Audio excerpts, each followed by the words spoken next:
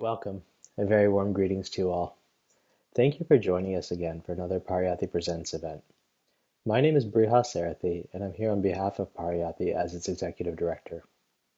We're grateful that you've all joined us today. For those of you who are not already familiar with Pariyatti, we're a nonprofit charitable organization based in the USA. Our mission is to enrich the world by disseminating the words of the Buddha, providing sustenance for the seeker's journey, and illuminating the meditator's path. Pariyatti imports books from around the world, reprints books, publishes new titles, and converts existing material into digital formats. We protect and provide an enormous catalog of Dhamma resources in many languages and formats that otherwise would not be as easily available. We offer many free services such as the Pariyatti Learning Center, Treasures of Pariyatti, Dhamma Storytime, and Daily Words of Inspiration via email, RSS feeds, and our mobile app. We offer most audio and video material as well as many eBooks and audiobooks free of charge, including a large number of resources for students of SN Goenka. We also organize donation-based residential Pali workshops and facilitate pilgrimages for Vipassana meditators. For more information on Pariyatti, please do visit our website at pariyatti.org. So for today's event, Kory Goldberg interviews Patrick Gibbon Wilson. Patrick Gibbon Wilson received a degree in Classics and Classical Philosophy at Cambridge University, England, and then he received an MBA from Stanford University in California. He worked as an investment banker in London for 7 years and emigrated to Australia in 1978. He and his wife Ginny took their first Vipassana course with SN Goenka in 1977, and they were appointed as Vipassana teachers in 1984. As Vipassana teachers, they serve Vipassana centers Dhammabhumi and Dhammapasada, and also oversee Vipassana activities in Southeast Australia. They have 2 adult children and live in Sydney, Australia. Kory Goldberg has a PhD in Religious Studies from the University of Quebec in Montreal, and teaches ethics, critical thinking, religion, and sustainability at Champlain College in Saint-Lambert, Quebec. He co-authored Along the Path, The Meditator's Guide to Pilgrimage in the Buddha's Land, and he is the general editor of the Pariyatti Journal, as well as a Vipassana meditator in the tradition of SN Goenka. So without further ado, I give you Patrick and Kory. Hi, Patrick. How are you doing? Hi, Kory. Good. Nice to see you again. Yeah, it's been a long time. It's been a long time. It's a privilege to speak to you. The first time I met you, I think, was in 2005. You were conducting a teacher's self course at Décary. Oh, right. And then we really got to know each other a little bit more on the inaugural Pariyatti pilgrimage in 2013. Oh, that was a lovely pilgrimage. Quite special. Yeah. And you were leading it, weren't you? I was, yeah. And that was the first time I really got to know you and learn how much of a history buff you were. And you gave a presentation on Ashoka. That was a really great presentation. Everyone really appreciated it. So today we'll be focusing mostly around history and practice. But before we do that, I'm just curious, how did you discover Vipassana? Can you please share with us the story behind your first course? Oh, okay. It's probably a fairly typical story. Ginny and I were already married at the time. I was in London. I was wearing a pinstripe suit and working in the city of London, one of those typical city gents, working in a big, very blue-blooded investment bank with a big client list. And, everything looked set fair in a way, but I wasn't happy. I knew there was something missing. There was some tension inside, and that set me on a path of seeking whatever it was, which I didn't know.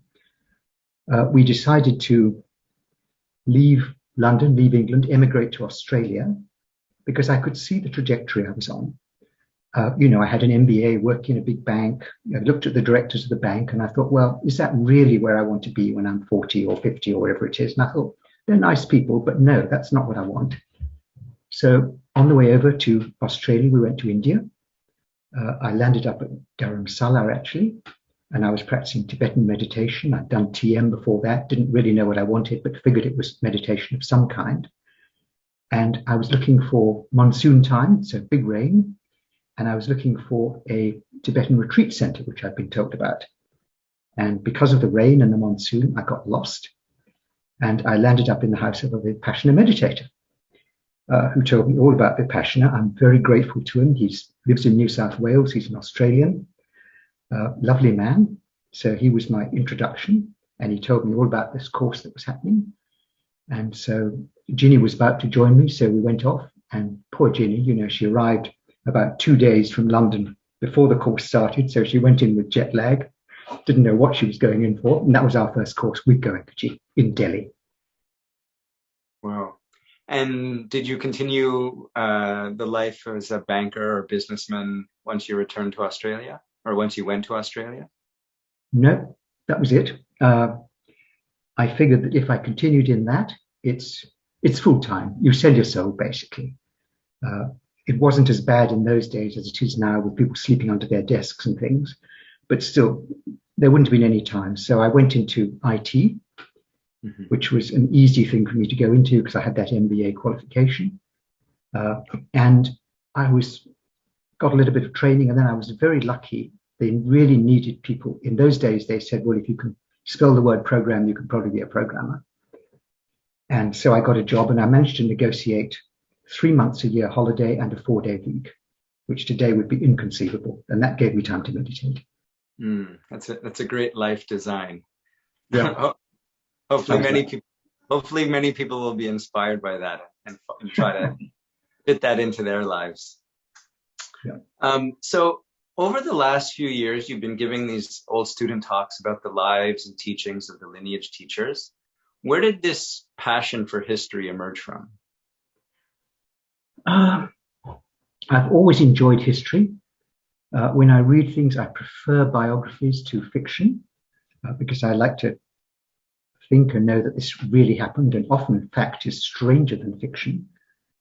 In terms of these particular talks, it all started on a train journey. I was going up to Blackheath to the centre to do some Dhamma work, I suppose, of some kind. And somehow the car wasn't available that day, so I had 2 hours sitting on the train. And I had this book on Ashoka by Charles Allen, lovely book called Ashoka, India's Lost Emperor, something like that. And I was reading it and I got really inspired. I thought, this is a fantastic story. I'd love to tell it to people. Read the book, and quite soon after that was our pilgrimage. And there we were visiting all these sites, many of them with Ashoka monuments. And as you know, I said, well, I can give a little talk if you like. That's how it started. And I love history because of the stories. They're just amazing, some of them. And for the other teachers like Sayataji and Sayaji Ubakin, what were your primary sources? Like, how did you learn about them? So we don't find a lot of materials about them. So I'm curious, where did you find all this information from? That's right. In the early talks, the problem was lack of sources. In the later talks, like say Goenkaji, there's too many sources, and you're just having to cut down. Just as with Ashoka, there was one particular book, this Charles Allen book, which gave all the background and I thought was wonderful. With Lady Sayadaw, the same thing happened. I came across a particular book. It's called The Birth of Insight. It's by an academic. I forget his name. It was wonderful, what happened to him and why it happened to him, and all the background of the British invasion of Burma, the way they put people into Christian schools, all that, and he was responding to all that. All that's in that book. So it's an excellent book from that point of view. And of course, I'd read Lady Sayadaw and was curious. His writing is very powerful. But who is this man who writes this incredible stuff? So that's how the Lady Sayadaw talk came about. And then it went on from there. And for Lady Sayadaw, are there any books you'd recommend that our listeners might check out? If you want to know about his life, that's the book to read, The Birth of Insight. And if there is one book on his teaching, what would you recommend? Written by Lady Sayadaw himself. Yep. I would say probably The Manual of an Excellent Man. That's a wonderful start. I mean, all his stuff is wonderful, but that was written specifically for a lay person. And it certainly inspired me. It's got some wonderful examples, some lovely stories in there too. Okay. And what about your research on Ubakin and Sayataji? Sayataji, there's not much. Mostly it's almost like oral tradition. There was one book, a sort of biography in Burmese, I tried to get someone to translate it. Unfortunately, it didn't happen, but I did get excerpts from that, which I quoted in my talk. So that was it. There wasn't a lot. And then websites, a little bit on the VRI website, things like that. But that was it mainly. Some stuff in the newsletters. And I just pieced together what I could. Okay, good. Thanks. So when looking at religious or spiritual history, it can be difficult to distinguish between history and myth. For instance, the mystique around Lady Sayadaw's birth or Sayadaji's return to his family after being away for 13 years. Both of these events parallel fabulous stories from the Buddha's life. Can you comment on the necessity of parsing facts from fiction and how we might go about doing this in a critical but also curious and open-minded manner? Good question. I think what we have to look at, there are many sort of extraordinary stories there. First of all, is do they matter? Maybe we hear the story of, there was a big rainbow when Lady Sayadaw was born. No reason to disbelieve it. These sort of things do happen, but it doesn't make any difference to his life in that sense. It's just an omen, if you like, or a signal. And similarly, we get strange weather events at different times. That's an example. But I think we come down to, does it matter?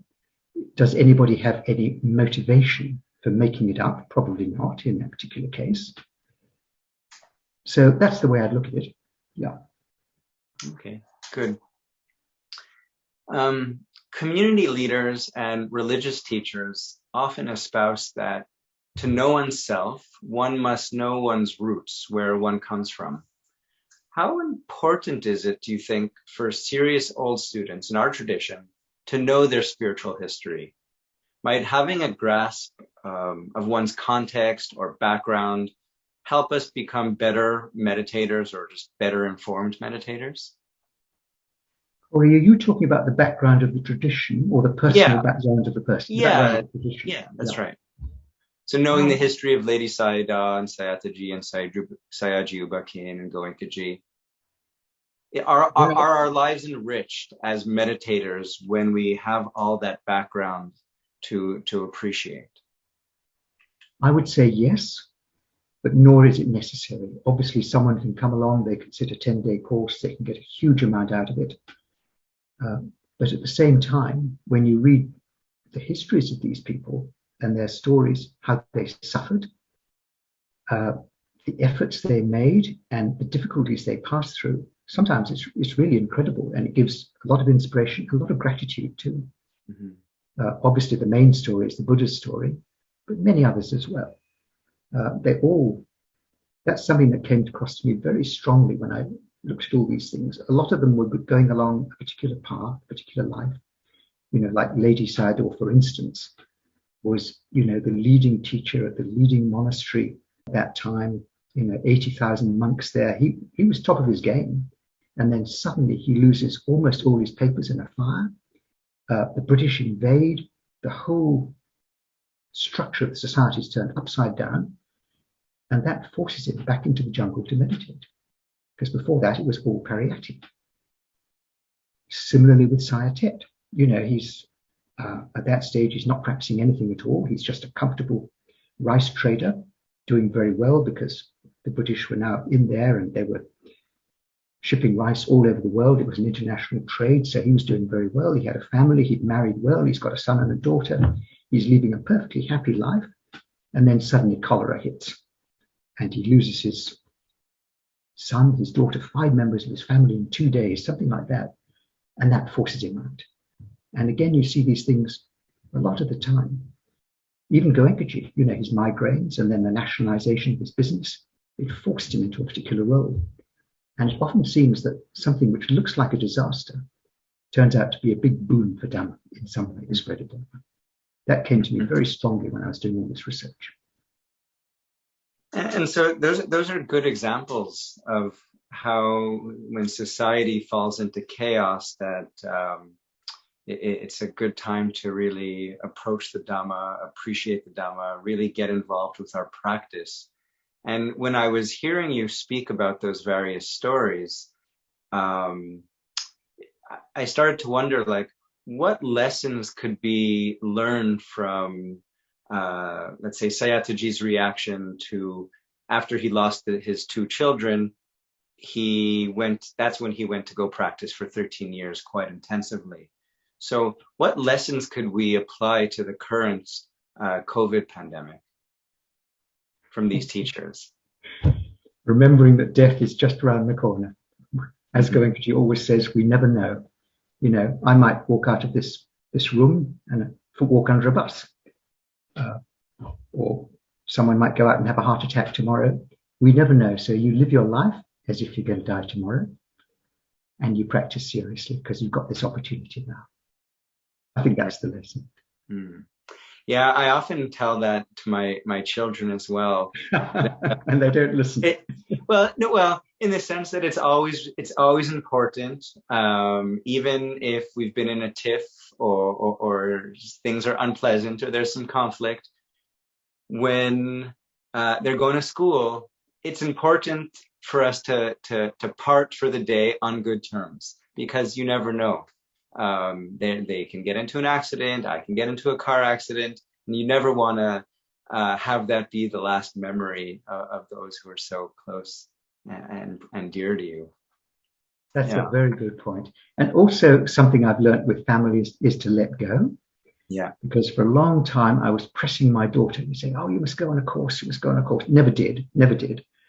And then she went off. She got married.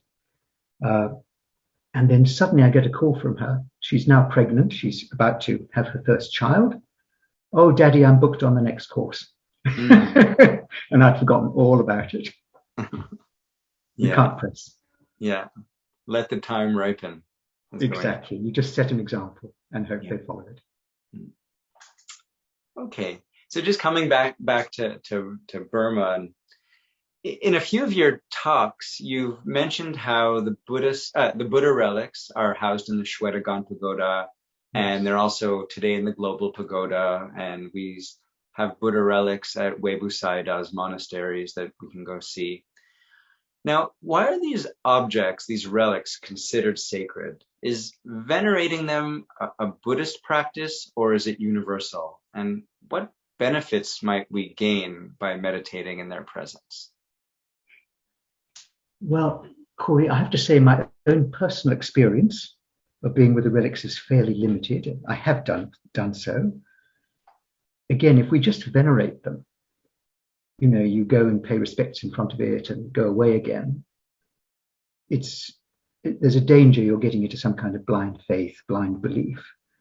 What Goenkaji's always said was that the value of them is meditating with them.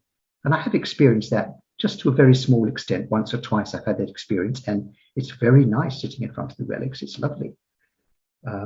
That's the whole reason why they built pagodas in the early days, because you took a Buddha relic, the Shwedagon's an obvious example, and in the old days, of course, pagodas were solid, and you put the relic right in the middle, and it might have been very primitive earth or stone or whatever it is, and that vibration would penetrate through the earth, the stone, and people would sit round it and enjoy that vibration.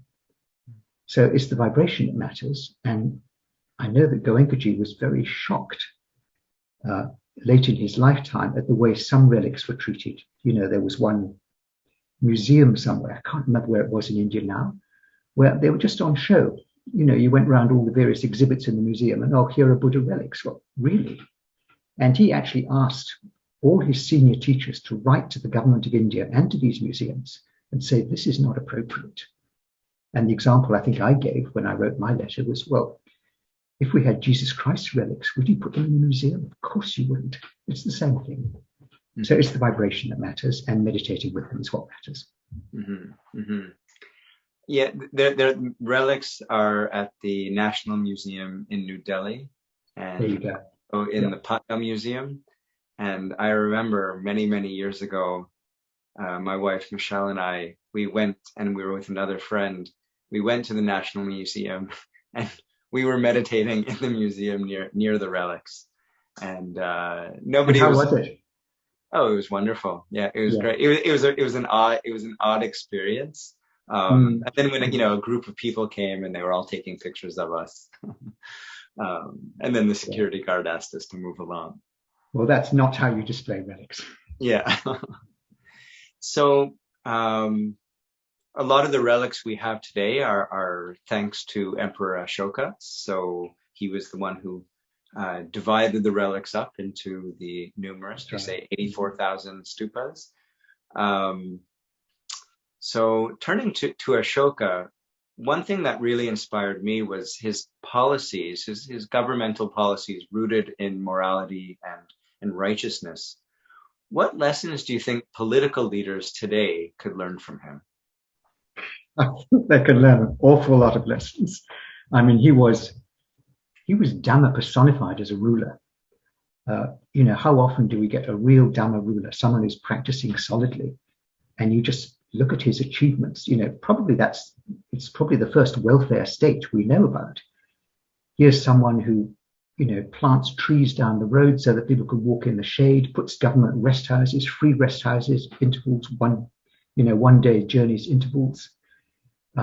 He doesn't fight with his neighbors. He doesn't view his people as army fodder. He fights no wars, but he gives foreign aid. And he's out there, and again, certainly in my society, probably in yours, animals are often treated very cruelly, or people just trade in them.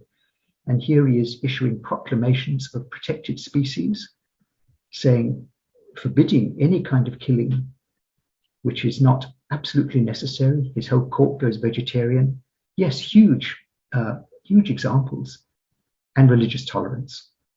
That was something you probably remember very well in Goenkaji's United Nations speech. You quoted that. It's something to the effect of anyone who condemns another religion thinking he'll glorify his own actually digs the grave of his own religion. And here's Ashoka actively supporting other religions. Now you just think how much bloodshed could be avoided if everyone had done that. Yeah. I really love that quote. That edict. So in thinking about that edict about it's not just religious tolerance, he, as you said, he actually went ahead and supported other religions and their religiosity. So what might Vipassana meditators learn from such policies vis-a-vis other meditative and spiritual traditions? Well, I guess every religion has some good core in it. I was brought up a Catholic, for instance, staunch Catholic, and the Catholics were certainly into Shila. So I got that from it. Not a lot else, some Samadhi, I guess. But every religion certainly has some Shila, some element of Samadhi usually. I don't know about the Panya. So if one wants to support that, well, good. If you feel like supporting another religion in that sense, it's good. It creates a lot of goodwill. It's up to you. Okay. But I would say the highest, of course, is always to support Vipassana, because that's what is going to take people out of suffering permanently. Others will give you good benefits, but they won't take you out of suffering completely. Okay. So let's turn to Sayataji a little bit. Because I think of Sayataji, the first lay teacher, many questions come to my mind about who he was and how he inspires practice that's still relevant today. So we talked about, his response to the cholera epidemic. But when he actually went away for 13 years, his renunciation was not seen in a favorable light by his sister and his wife, as you mentioned in your talk. So what would you say to lay meditators in our tradition who wish to abandon their worldly responsibilities for a life of long-term intensive meditation? Yes, well, his wife did support him, actually. I mean, if you look at it, he had this horrible experience, his daughter dying in his arms, saying, "Save me, Daddy," and she dies right in his arms there, all that. And then he says to his wife, you probably remember that quote, "If there's a way of dying, there must be a way of undying. I'm going to go and find the Dhamma." And he takes his permission from his wife.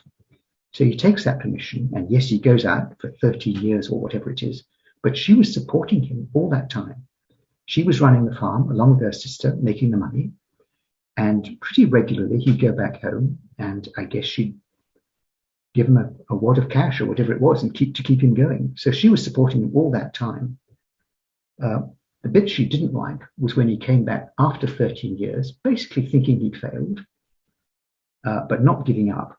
And instead of going back to his home, he goes back to the hut or temple at the end of his garden and just starts meditating again without even saying hello after 13 years.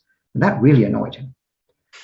And you know the story about how eventually he wanted to look up some of Lady Sayadaw's books. They were in his house, so he had to go to his house. And they were all, and the sister was saying, oh, don't even talk to him. But somehow when he goes there, they melt. And all is forgiven. He says, well, the only way I can repay you is to give you Dhamma. And all is fine again. So it's just that temporary period when he was meditating at the bottom of his garden and not even talking to her or visiting her. I'd have been pretty annoyed too, I think. Yeah, understandably. Yeah.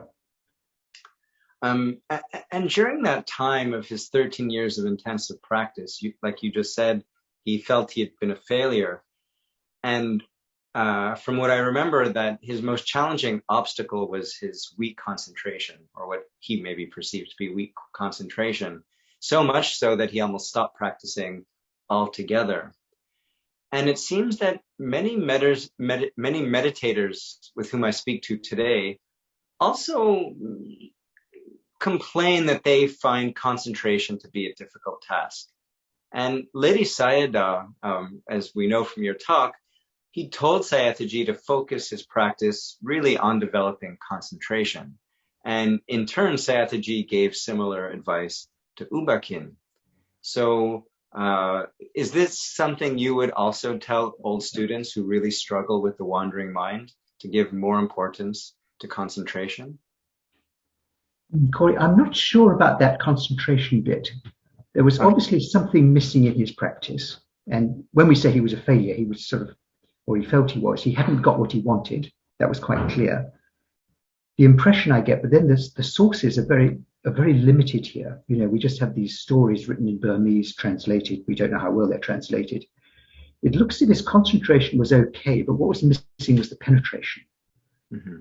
So he could concentrate, he could feel his breath, he could feel his whole body, is my understanding, but he couldn't actually penetrate in detail into it and get any feeling of anicca, which he maybe didn't know about or wasn't aware of. And then there was suddenly this breakthrough moment when he suddenly got the sensation at the top of his head and he realized it was anicca, and it just started spreading through his whole body. So that was obviously a breakthrough moment and something was missing. I'm not sure it was concentration as such, but what type of concentration he was getting. Okay. And we see also that Sayadaw practiced the 8 precepts in daily life. Yes. Is this something that you would suggest to serious old students who really want to improve their Dhamma practice, not just in a course, but outside in their daily life? Absolutely not. Because if you're doing a daily life, you're working, you're physically active, all these things, well, you've probably got to eat in the evening. Mm-hmm. What are the others? Rites and rituals, well, maybe, but decorations and things, it's not important.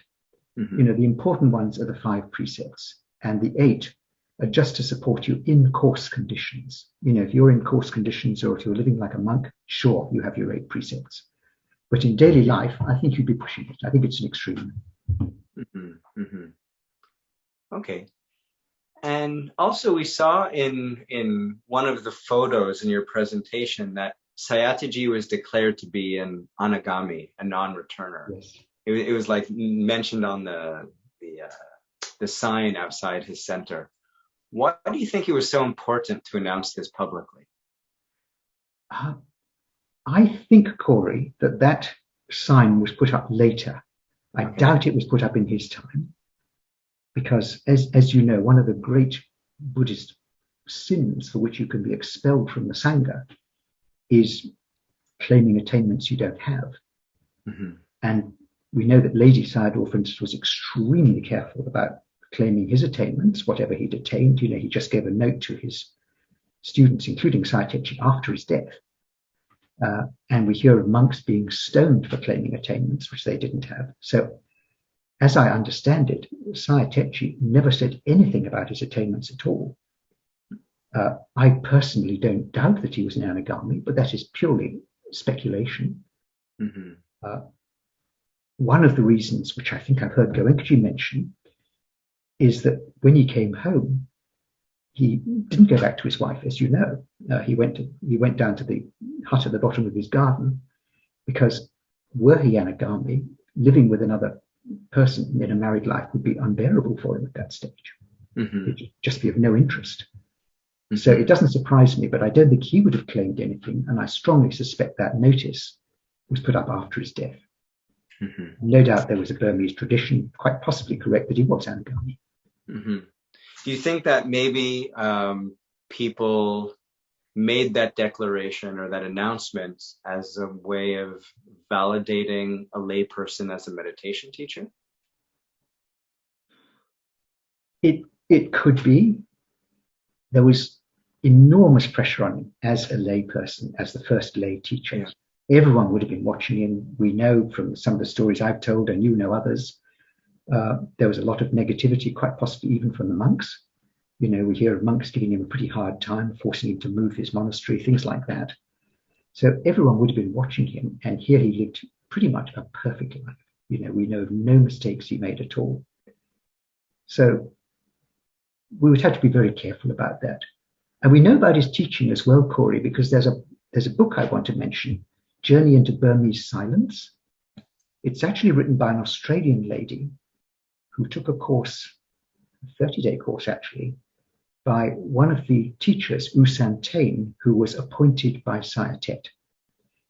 And she describes the technique, and it's very, very familiar. You know, you start with the anapana, you go through the body, and it's that fit fie, arising, passing, arising, passing. When I read it, I thought, oh yes, this is Vipassana as I know it.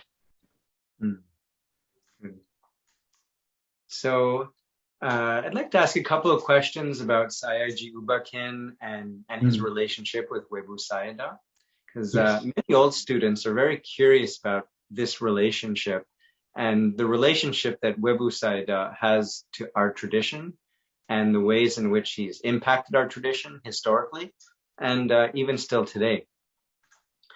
And so in 1941, as we know, 4 years after Sayadaw took his first course with Sayadaw, he met Webu Sayadaw, and Webu Sayadaw encouraged Sayadaw U Ba Khin to begin teaching. And so is there any record? He didn't encourage him, he told him. He told him to. Yes. Do it now. Don't wait a minute. Don't wait a moment. So is there any record of what might have been Sayadaw's response to this injunction, or was there any indication that Sayadaw also gave U Ba Khin authorization to teach? Do we know that? As far as we know, no. But he certainly elevated Sayadaw to a very prominent position among his students. He would go sometimes to Yangon from his own village at Porbiji, and he would stay at Sayadaw's house. He'd hold group sittings there, he'd give instructions there. And he's on record as saying to his students, if you've got questions and I'm not around, ask Sayadaw. The analogy he used is like, I'm the doctor and Sayadaw's the nurse. You can't always get the doctor, he might not be there, but you can always ask the nurse. So ask Sayadaw. So he was giving big prominence to Sayadaw. Why he didn't authorize him as a teacher, I don't know, but maybe by that time he knew that Webu Sayadaw had, so there was no point. Okay. And actually, much better, because again, Sayadaw's in this position of he's a very early lay teacher in a tradition that's largely monastic. And had he been appointed by another lay teacher, everyone would have said, oh yeah, well, you know, they're lay teachers, so what? But if he's appointed by someone, a monk, a leading monk who's reputedly an arahant, that's huge kudos, huge status, and huge support for him. And Webu Sayadaw gave him that support all his life. You know, once he'd been invited down, every year he'd go down and support him. And Sayadaw was also supporting Webu Sayadaw. Webu Sayadaw was on record as saying, I started teaching here at IMC because Sayadaw invited him. So it was a wonderful instance of mutual support, which benefited both of them and the Dhamma, of course. Great. Do we know, did Webu Sayadaw authorize other lay people to teach, or was Sayadaw U Ba Khin the only one? Do you have any idea? I don't know, Kory. I haven't heard of others. There may be others I don't know about. Okay. Hmm.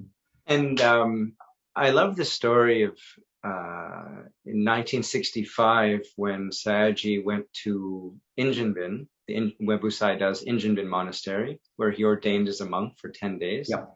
And he even practiced the Dhutanga of neither lying down nor intentionally sleeping. Could this practice ever be recommended for Goenkaji's students who are really aiming for Nibbana in this lifetime, or just really want to deepen their practice? What do you think? Well, if I'd been asked to do that on my first course, I don't think I'd have survived. It's not necessary. It's not an essential part of the practice. It no doubt happens, and Goenkaji talks about it.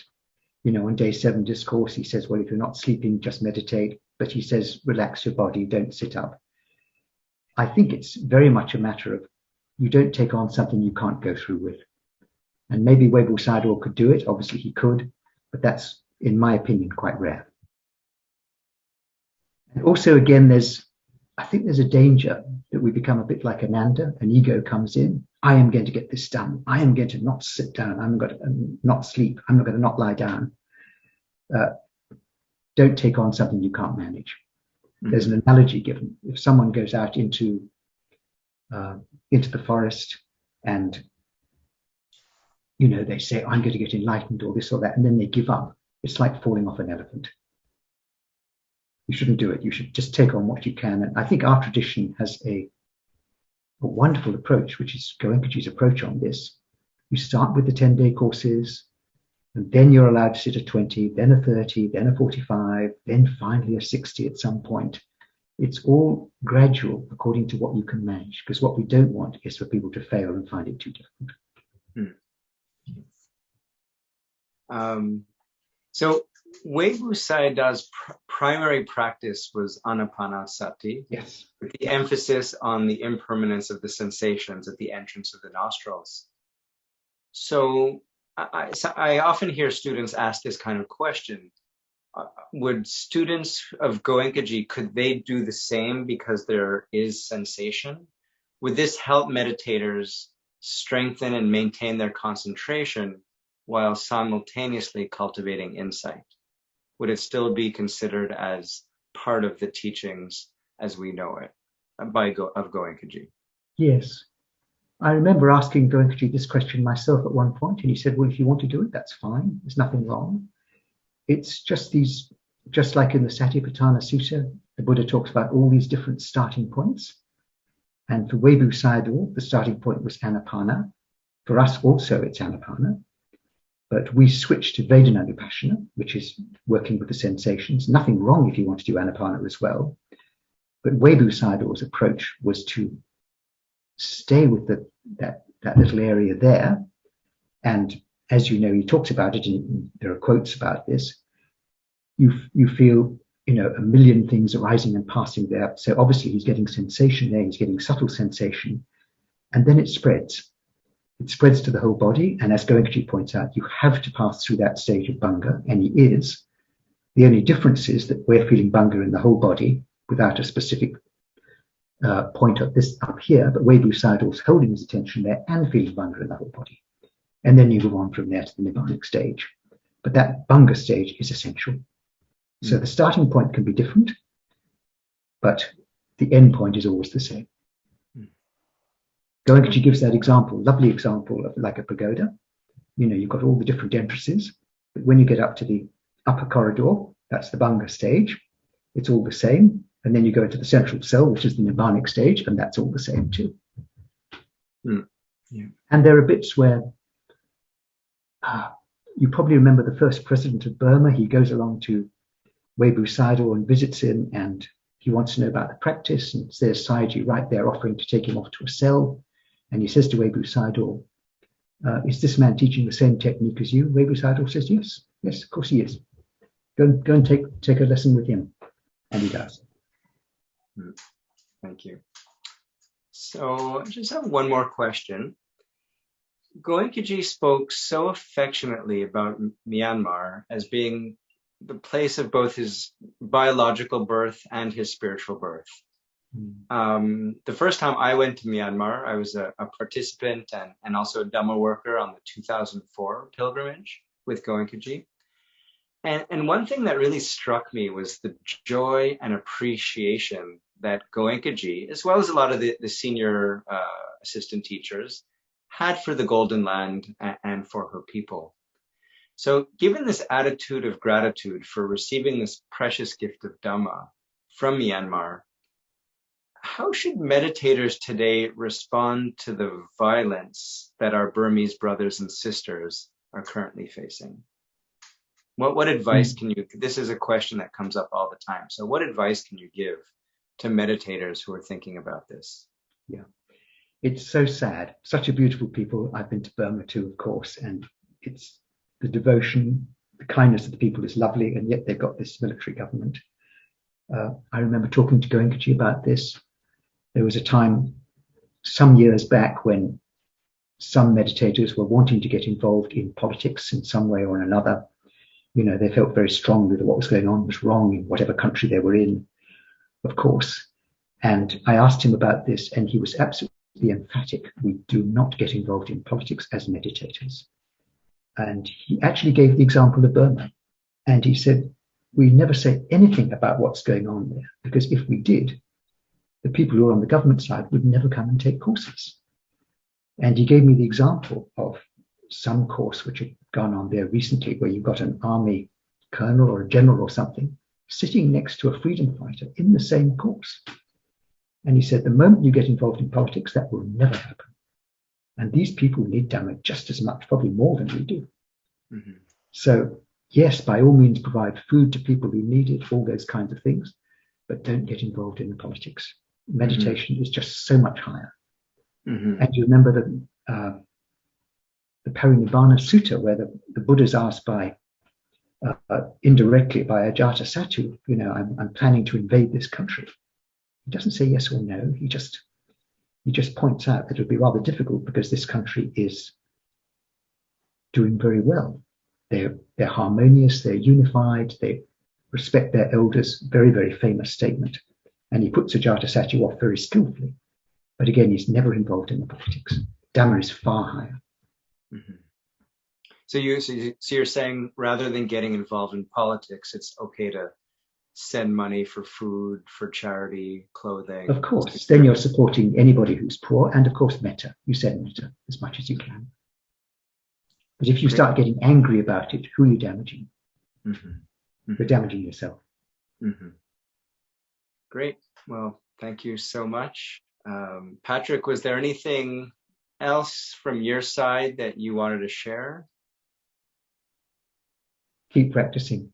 You've got such a precious gift. And anything else is just inspiration to practice.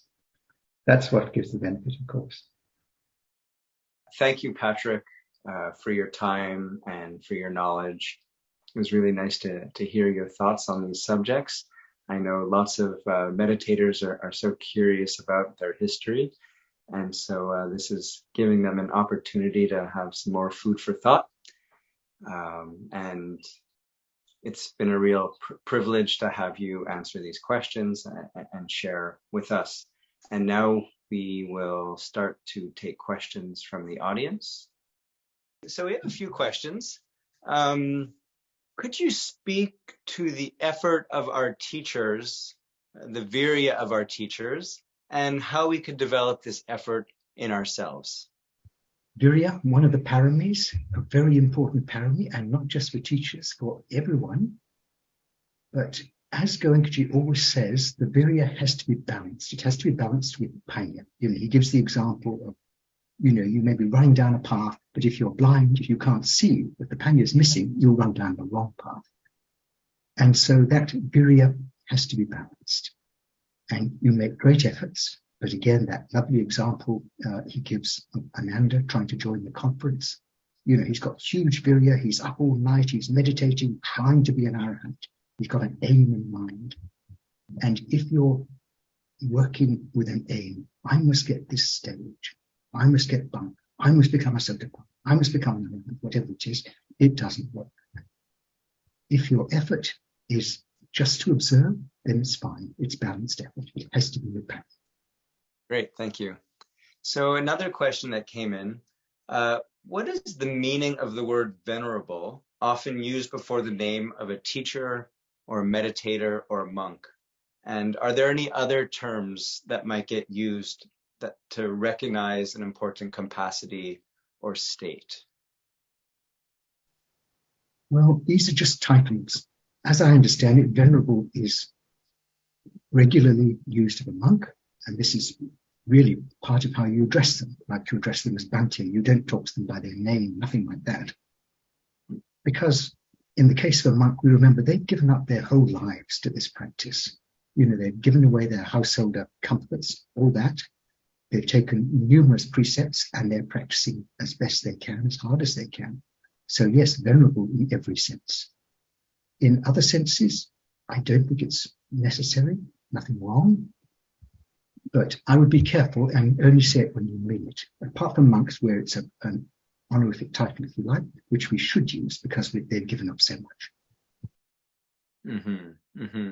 So we should use it all the time for those who have joined the Bhikkhu and Bhikkhuni Sangha, but not necessarily for lay people, unless it's for somebody really who we think are developed in our minds. Well, I would say it has to be sincere. Okay. For a monk, it's a standard form of address. For others, is it sincere or is it just a title? Mm-hmm, mm-hmm. That's great. So another question here. It's more about practice. What would be your advice to meditators who are seeing signs of detachment from their life, but still feel obligations towards their children? Well, we're householders. So yes, we have to look after our families, our wives, our children, our husbands, whatever they may be. And that's very important. Because if you try and go out and say, oh, I'm going to practice, forget all about my family and you're a householder, that doesn't work. We talked earlier about Sayatet. And yes, he had permission from his wife. She was supporting him. So yes, we're householders. We have to do that. And if we're feeling a little bit more detached from our householder's life, hopefully that's in a good way. The metta should always be there. The support should always be there. But if the attachment goes, oh, my child must be the smartest child in school, or all these kinds of things, that doesn't happen. You just accept it. Yeah. Thanks. So here's a question that came in. How can we find out more about the teachers from Lady Sayadaw to Sona and Uttara? It's probably the other way around, from Sona and Uttara to Lady Sayadaw. So do we have any information about the teachers preceding Lady Sayadaw? We have a little. Mostly they're lost in the mists of time, but we know about Sona and Uttara, of course, and then maybe the next major event, which is recorded, as it were, was this monk Shin Arahan. And we're now talking about, I think it was about 1000 CE, that sort of time. You have a very strong king in Bagan, and you have two kingdoms. You have Bagan in the north and Taton in the south. That's in Burma. And basically the tradition is getting lost up north in Bagan. There are monks there. They're not even keeping Shila. Anawata, the king, is very unhappy about it. And then this monk, Shinarahan, comes from the south, comes up north, gives Dhamma to King Anawata, and King Anawata starts reforming the Sangha there. They get other monks from Sri Lanka, from other parts of Burma, and again, the tradition starts getting revived. And Anawata was a very powerful king. He spread his empire a long way, and in that process, Dhamma again spread in a long way. So once again, you've got a situation where Dhamma almost got lost, but got saved by this one monk, Shinarahan. Others we don't know so much about, but we do know that come the 17th century in Burma, there was big activity translating all the scriptures into Burmese. And that had become possible because in the fourth conference, I think it was the fourth great conference, it was actually written down. Before that, like with Ashoka's time and so forth. It was all memory. Everybody recited from memory. That's what Lady Sayadaw did much later. But again, it's one of those things where I find there's an apparent disaster, and out of it something very good comes. And in this case, the disaster in Sri Lanka was bad crops. The crops failed 2 or 3 years in a row. People were hungry, people were starving, and the monks were starving because no one was feeding them. They couldn't. And they started thinking, well, if these monks starve and they're the ones who remember the Tipitaka Dhamma, we're going to lose it. So they had this conference, wrote it down. As a result of that, it could be sent to Burma and translated into Burmese. And it was written down on palm leaves, I believe. That's correct, on palm leaves. We do have other examples. There is written scriptures on birch bark up in Gandhara. Mm-hmm. There was again, another apparent disaster. You probably remember the Bamiyan Buddhas in Gandhara. There's beautiful, huge statues which were dynamited. Yeah. An awful incident. But after that, they discovered some caves behind the Buddhas.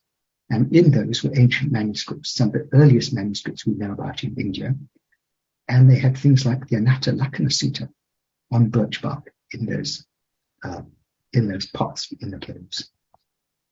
And where are those birch bark scriptures today? Were those burned, or were those put in a university or a museum to be studied? I don't know where they are today, Kory. I do know they exist. Okay, they still do exist, though. Yeah. Oh yes, oddly enough, I discovered this because there's an academic at a university in Sydney who discovered this, and he's one of 20 people in the world apparently who can read Gandharan script and actually read them. So they're somewhere there. Maybe some of them are even in Sydney. Good for him. Yeah.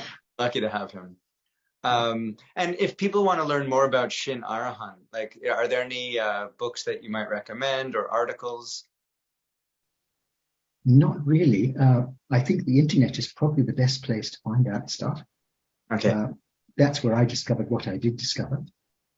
There are no books that I know of because, again, it's so cloudy, so misty. There's so little real information there. We do know that there was this reform done, and we do know it went up. And Goenkaji talks about that too.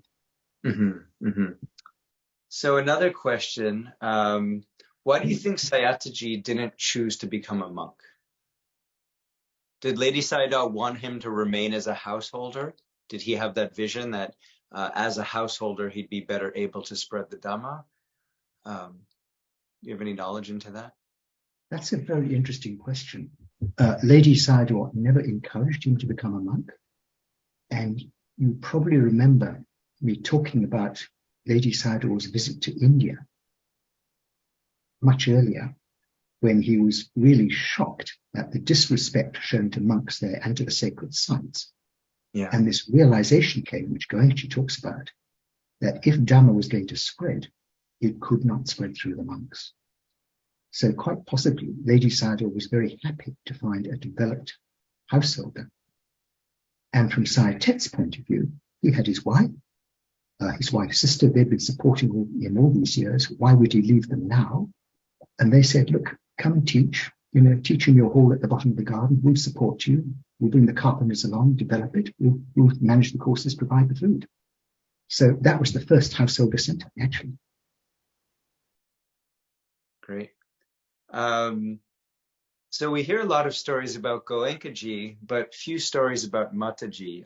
Do you have any stories off the top of your head, maybe one or two stories where you might have met her or had some interaction with her that you found inspiring? That would be worth sharing. Certainly, of course, I met her a number of times. I think the only thing maybe I should share is one time I was visiting Goenkaji's house, his flat in Bombay, and he wasn't there for a moment, and there was Mataji in the corridor. So I knelt down and just paid respects to her on the spot. And there was this wave of metta. It was so strong. It was just delightful. So maybe that's the story to share. And she was supporting him with that metta all his life. Mm-hmm, mm-hmm. Great. So here's a question asking you to use your powers of speculation. Where, where do you see the tradition heading in the coming decades or centuries, especially now that there doesn't appear to be the same continuation of the chain of teachers? Gosh, we don't know. It'll be teacher to pupil, as it always has been. And we do know there's this tradition that Dhamma will survive for another if I can go back a little bit, Gautama's sasana is meant to last 5,000 years. And the tradition is there will be 2,500 years of the first half and then the second half. And during that 2,500 years, first of all, Panya is very strong. And that's what happened. Then Panya more or less disappeared. Samadhi became strong for the next 500 years. Then Shila became strong, but Samadhi was lost. And then even Shila got lost, but people practiced dana, they could do that. And then finally, even dana disappeared, and people just read the scriptures. And then the second round started with Panya, and that's the one we are so fortunate to be in. And we're very early in that stage. So I would expect that somehow Dhamma will survive, and Panya will survive, and Vipassana will survive for 500 years, and we're, I think, about 60 or 70 years through that, so we're well into it. And of course, we've seen that's exactly what did happen. But there'll be challenges. Of course, there'll be challenges, just like there were in the old days as well. Mm-hmm. Have to see how Dhamma responds to those, and often comes out strong. Yeah, the future still hasn't happened yet. But Exactly. I will say, I just came off of a month-long course, and I had so much, by the end, I had so much gratitude for the conditions. We can't find these sort of conditions anywhere else, where we have comfortable rooms and hot showers and healthy food, and brothers and sisters who were meditating around us, and pagoda cell. It's like, what more can we ask for? So, and we have the teachings. We have all these teachings supplied by Goenkaji and the past teachers. So we have everything we need. It's all there. It's all there. And that's the main thing. We have the teachings. And again, Dhamma worked in some way. We have the internet. It came just the right time, so that it can be spread widely. Yeah. And we're a community. We're a community of meditators supporting each other. That's what we need. Did Sayataji start Vipassana in the same way that we practice it? Or are there any other differences? Are there any other references in any of the texts you may have read? Did he practice? Sorry. Yeah, so I guess the question is asking, was he practicing exactly the same way we're practicing today? As I understand it, yes. As I said earlier, the sources we have on Sayataji are very, very limited. There's just this Burmese so-called biography, which is really just a series of stories. Doesn't talk very much about technique.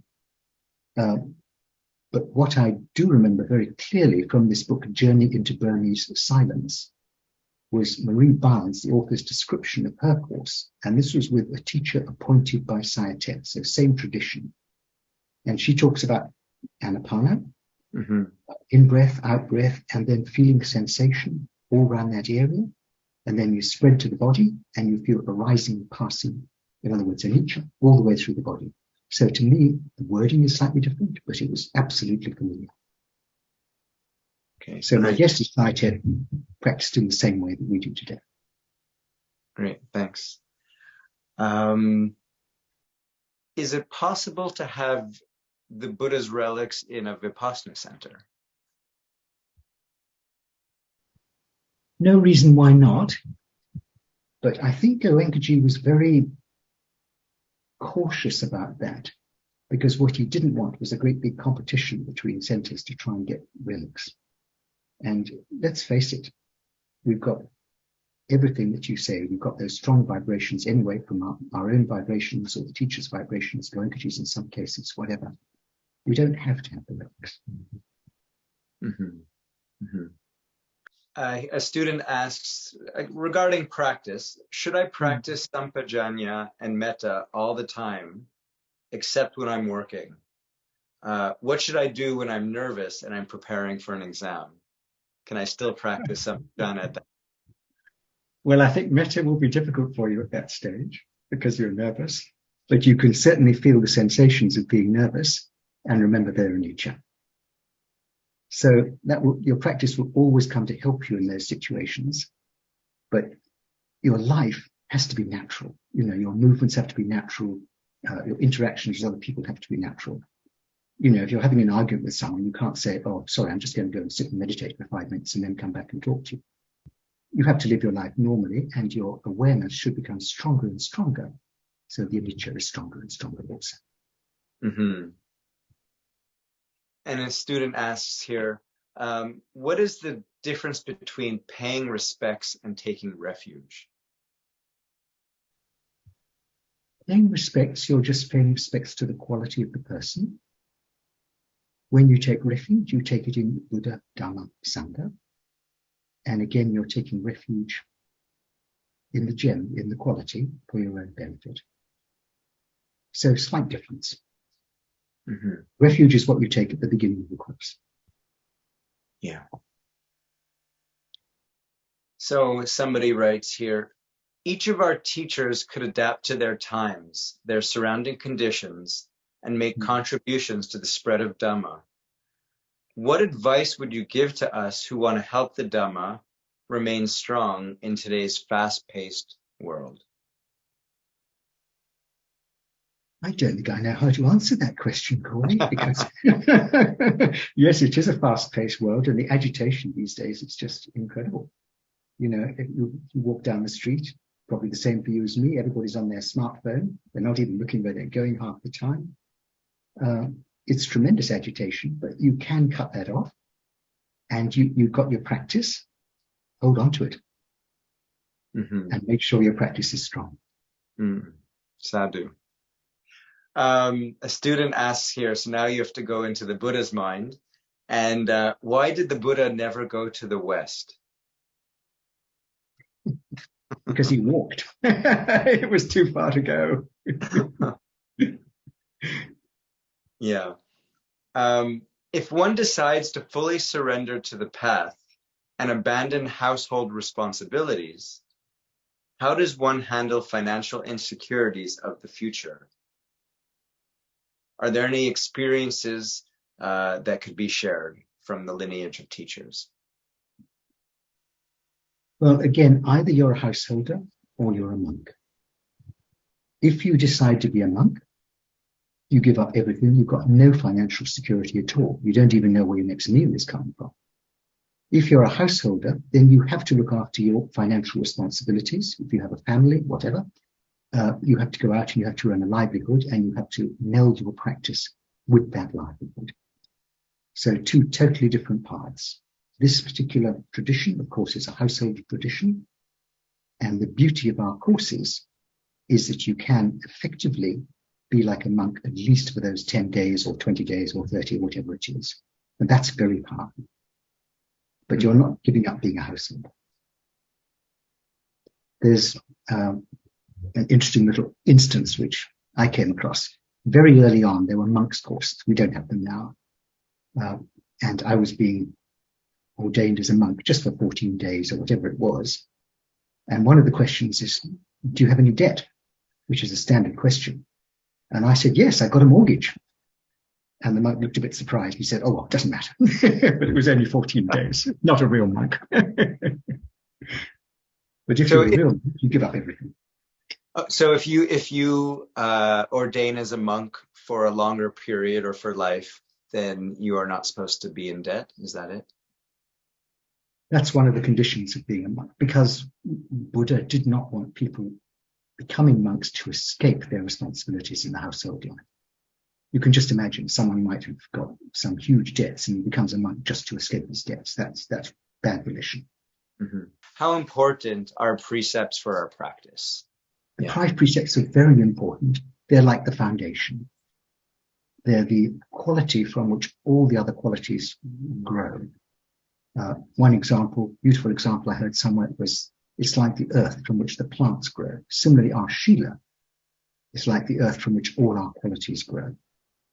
But then we have to understand what Shila is. Now let's take the example of the first precept, not to kill. Now that doesn't mean that you wander down the path with a broom in front of you, sweeping out in case there are any insects there. It doesn't mean you can't drive, because every time you drive, you'll be killing insects on your windscreen. It doesn't actually mean you can't eat meat. We don't recommend eating meat, but it's not a Shila issue.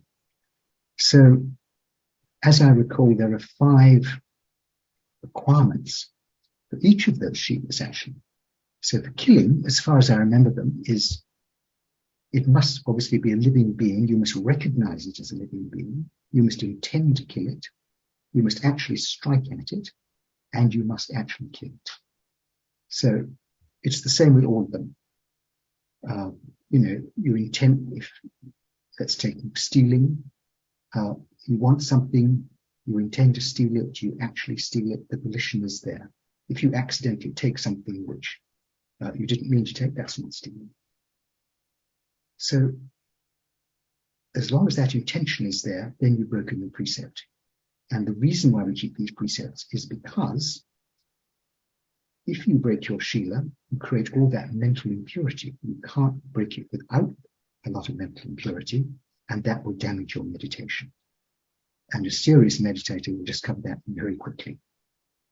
Like even on course, you break your Shila in some way, you say something which is misleading to the teacher, or you deliberately kill an insect or kill something because, you got annoyed with it. You see the impact immediately. One becomes so sensitive, it becomes unbearable. It's not so obvious in daily life, but a serious meditator, yes, they will keep their Shila because that's the absolute basis of everything else. So if one breaks their Shila accidentally or on purpose, and it does have that impact on their mind the way you're describing, what should one do? Go to someone else, say, oh, look, I broke my Shila, and say, look, I'm not going to do that again. And then it's fixed, it's done. That was the remedy for the monks also. And they would have regular sessions where they would confess, I suppose is the word, or expose whatever breakages they've done. And then the slate is clean and they can continue. Mm-hmm. Otherwise, it'll burn. You'll keep worrying all the time. So does that remove the karmic impact by confessing or exposing, or does it just calm the mind down? It calms the mind down, so you won't keep worrying about it. It doesn't remove the karmic impact. Classic example was Moggallana, who was Buddha's left-hand man. After Sariputta, he was the top man. He was beaten to death by robbers. He was an arahant. There was no mental impurity there anymore.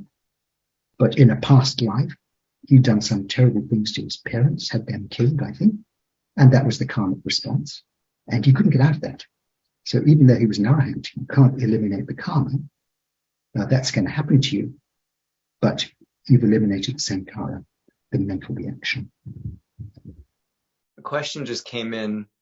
Do you know anything about Xuanzang, the Chinese 7th century?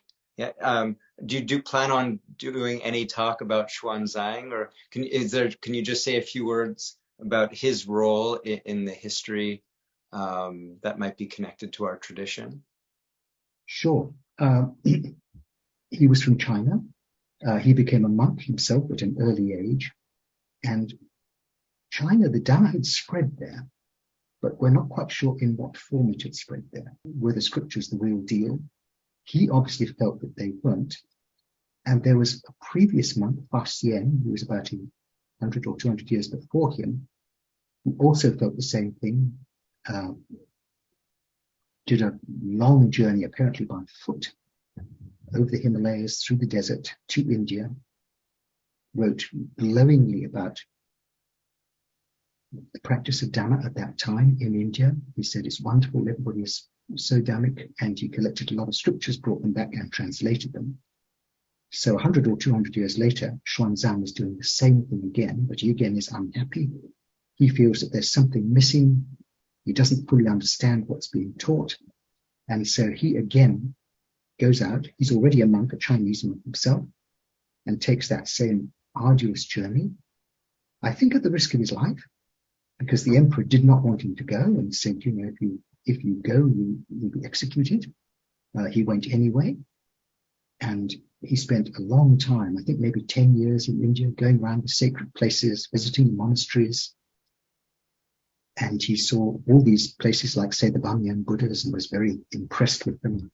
And he collected a very large number of manuscripts, I think several hundred, brought them back to China, was welcomed by the emperor by that time, and started translating them all, and as far as he could, revived the pure Dhamma in China as much as he could do so. So 2 very important pilgrims at that time. Mm-hmm. There's a nice film on YouTube that on the life of Xuanzang. It's like a bio. Yeah. If anybody's interested in learning more about him, they can watch that film. Yeah, that was a massive journey, because he had to cross the Taklamakan desert. Mm-hmm. Taklamakan literally means if you go in, you won't come out. And you have wild dust storms, things like that. It's a very inhospitable environment. And then you've got to cross the Himalayas as well. And he was doing that on foot. Very determined man. Yeah. And so when we travel by airplane and it's pretty easy, isn't it? We have nothing to complain about. Exactly. So you've done a lot of work establishing a center in Australia. Can you give us any advice to help establish a center, or any other anything else you've learned from your experience establishing a center in Australia? Establishing a center is always difficult. There will be problems, difficulties. You can expect that, because whenever Dhamma spreads, there will always be some reaction, and it's always different in different countries. But I would say the most important thing is there has to be a reasonably solid group. This is what Goenkaji used to say, a reasonably solid group of old students around who can support that center. You can't suddenly say, oh, I'm going to have a center in some remote place and there's no old students around. It'll struggle. So that's what we've come across. And there are challenges. There are always challenges. But in the end, like say in the case of Blackheath, we look back over, it's now 40 years old, nearly 40 years old, something like that. And it's tremendous. There's a strong community around. There are assistant teachers. People are getting huge benefit. And the merits of those early struggles are enormous. I would say that the more difficult it is to start with, the bigger the merits. But there has to be sufficient support for it. Great. Here's another one. You mentioned that as meditators, we shouldn't get involved in politics. Yes. But wouldn't it be better if more politicians became meditators and more meditators became politicians? In India, currently in India, there are many politicians and even heads of state and of political parties who are meditators. Can you please discuss this? It would be wonderful if our politicians could take Dhamma. And yes, we have things like recently, I think it was the anniversary of Goenkaji's passing away, something like that. And Narendra Modi, the Prime Minister of India, put out something saying, oh, what wonderful work Goenkaji done and so forth. Mm-hmm. Well, that's lovely, but it would be nice if these people could also take courses and practice it to the extent that they can. And yes, if meditators feel like practicing, like going into politics, well, that's okay, but they should keep it totally separate from their meditation. As we explained earlier, there was an example which Goenkaji gave me when I talked to him about, people wanting to be in politics. He talked about one instance. It was actually in India, where there was some local election in Nasik, and all the meditators at that time were saying, oh, this guy who's standing, he's really good, he's honest, we should all support him. Big campaign. He got in. Turned out he was just as dishonest as all the rest of them. So you have to be really careful. And as a meditator, you just remember the passion is just so much higher. There'll always be political victories, political losses. Nothing wrong in donating to a party. going for a cause, like we have Lady Sidor pushing for causes. He wrote open letters once the British were there, not about British rule, but about meat eating and things like that, and saying we should never eat meat. But he was not taking on the British in a political sense. And they had huge respect for him because of that. And he never had any trouble because of that. In fact, they gave him major awards, which he didn't bother to collect, but he was given huge titles, honorary degrees, things like that. He just sent his students to collect them. But so the British had a lot of respect for him, but the issues he was campaigning on were issues. They were not party politics. That's the big difference. Yeah, I think that's really important to distinguish between an issue and a political campaign. Good. So just last question. Can you speak about the power of metta? You mentioned earlier how much metta you received from Mataji. So, and so Mataji had a lot of, power in her ability to transmit metta. So can you maybe speak about that sort of power and the importance of developing it? Metta is something which develops as you get rid of your impurities. There's a story which I heard. There was a lady at the time of the Buddha who, she was nominated by the Buddha as the strongest householder, female householder for her metta. And she went away for a little while from her husband, I think to sit a course, something like that. And while she was away, the husband had a mistress. And she came back. Apparently she knew about this. And the mistress got very jealous of this lady and decided to ruin her, to disfigure her, because the mistress wanted to keep the husband for herself. And so the mistress got a pot of boiling oil and threw it at her face in order to disfigure the face. Apparently the metta was so strong that the oil went cold as it went across the room, and she was not disfigured. So that's how strong metta can be. Definitely practice it, but the main way in which you will get stronger is by removing your impurities. And I would say definitely practice it for people you find difficult. Because when you do that, it's amazing how often it transforms a tough situation into one where you suddenly start understanding that person, where they're coming from. And when you practice metta, the single biggest beneficiary is you. Because your mind becomes broader, you understand better, and your relations will be so much more harmonious with everyone else. So metta is the key to so many situations. It's a wonderful power. Well, sadhu, sadhu, sadhu. Thank you. So I think we'll end there. Again, it's been great speaking with you and seeing you again. Lovely talking to you, Kory. And hope to be able to do maybe another event with you in the future. That'd be lovely. Thank you so much, Patrick and Kory, for joining us today. On behalf of Pariyatti, I would like to thank all of you for attending this event. As a small resource-limited nonprofit organization, we rely on volunteers to help us wherever possible, and today's event would not have been possible without the generous support of both Tina Savla and Chandra Gupta. So thanks again for your help. It's much appreciated as always. Thank you. Thank you. Okay. Take care.